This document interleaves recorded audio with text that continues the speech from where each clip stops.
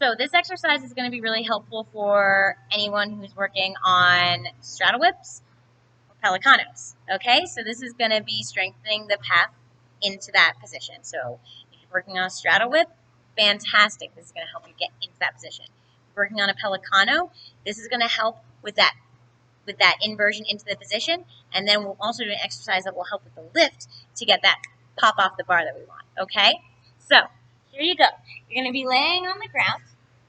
And let's start. So we're going to start. We have a couple of different exercises here, okay? So the first one, you're going to go into a plow, all right? Be careful when you are on your shoulders and the back of your head. Be careful. Do not put too much weight in your neck. Necks are delicate. Do not roll onto your neck. I want most of your weight in your shoulders, all right? You're going to find this nice plow position, all right? You're going to open your legs in a straddle. And you can put your hands behind your hips to support you, or you can put them on the ground or above your head, wherever feels right for you. If they're supporting you, I want it to be a light touch. Only use it when you need it.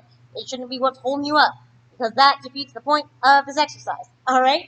So you're in this position, and you're just going to come from here, and you're going to think about lifting your hips and closing your feet at the top, and opening them and coming into a straddle, and lift and open. Okay, now notice how I'm, shortening my front, and then I lift my hips up to come to the legs together, and then I open them, and I come back to that curved position. Now, another exercise you can do in this position is coming from here and thinking about lifting and lowering. And lift, whoop.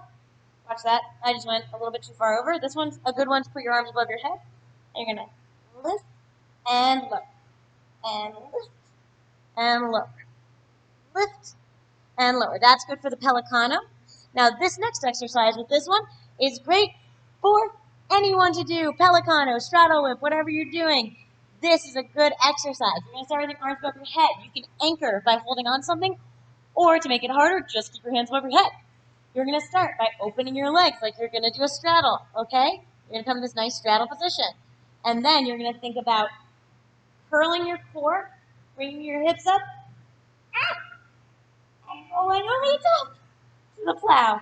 And then doing it slowly, slowly, slowly, slowly, slowly on the way down with your legs as wide as you can. Now, as you saw, I had to bring my legs together because, boy, oh boy, it's super hard.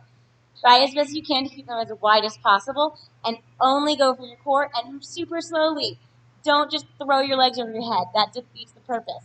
You're going to curl your core and reach and then slowly lower it down using your muscles.